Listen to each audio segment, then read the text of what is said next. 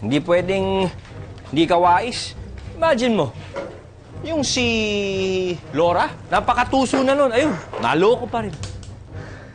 Kaya ako, kuya, listo ako. Mahirap na maging tanga. Baka memihan yan, mawalan pa akong trabaho ni boss. Masisante pa ako rito. Ayoko nga. Hirap kaya magkaroon ng trabaho ngayon. Tama yan. Kuya, yung babaeng gustong bumili ng baon. Akin ba? Miss, good afternoon po. Ako si Jingo. Ikaw pala si Jingo. Ako nga. Oo, ikaw nga. Oo, bibiling ko sana yung baul nyo. Sorry Hindi ko kasi namin pinagbibili ang baul na yan eh. Ganun ba? Babayaran ko kahit magkano. Ibenta nyo lang sa akin, ha?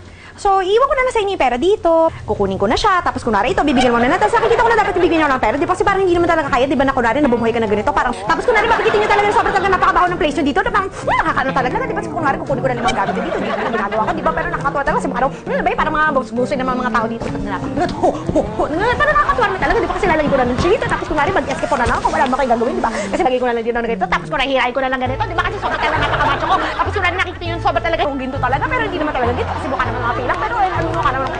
Tapos kadali mo ka na dito. Tapos para kunwari, hewa ko na limang ganyan.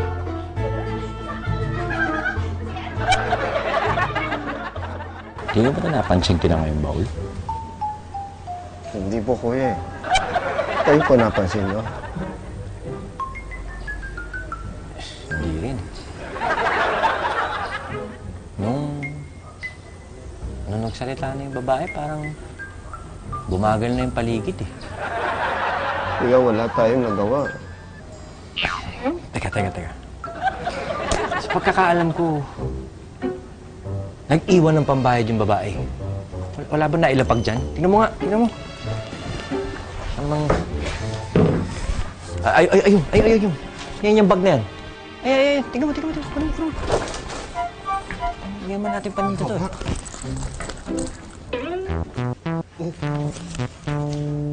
Ito na! Kuya, Nag-iwan naman pala ng pambayad eh! Nagbayad! ang dami pera! Lintikan na! Harap lang yung nakaprint eh! Oh! Kuya, na-fake tayo? Oo na. Kuya! Kuya, mawawalan akong trabaho. Ito na nga.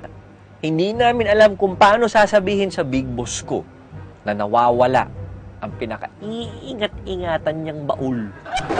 Alam mo, mabuti pa. Diretsahin na natin si Madam eh. Sabihin na natin yung nangyari. Ito na, tatawagan ko. Kuya, huwag muna. Di pa ako ready. Hindi. Kailangan niyang malaman to. Ito na, tatawagan ko. Kuya, huwag muna. Wala nang trabaho eh. Ikaw talaga. Ayan na. Ayan si Madam.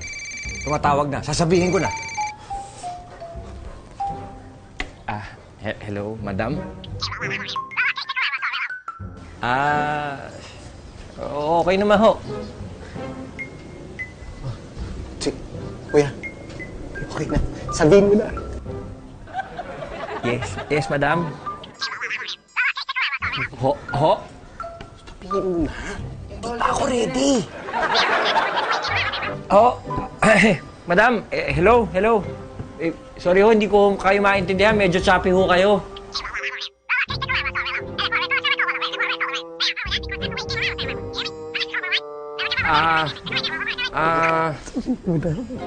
Ano kasi, ano ito sa Emmet, may sasabihin sa inyo?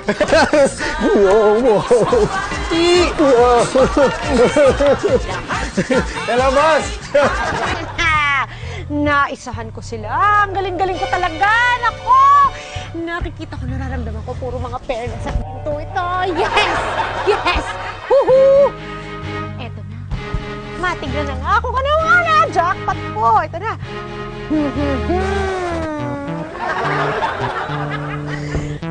Ano to, Unan? Kumot? Anong klaseng baul to? Peke pala to eh! Natakot pa ako kakasalita na katulak ng kariton eh. Wala naman pala, peke-peke. Higaan niyo pala yun, madam. Sorry ho, hindi ko alam. Pati nga ho si Emmett hindi niya rin alam yun eh.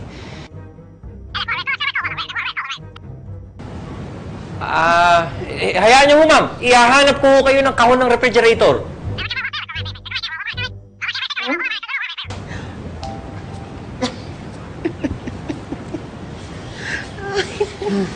Sabihin mo na lang kasi yung totoo sa boss mo. Total, nangyari na eh. Sabihin mo na lang, tapos mag-iingat ka na lang sa susunod.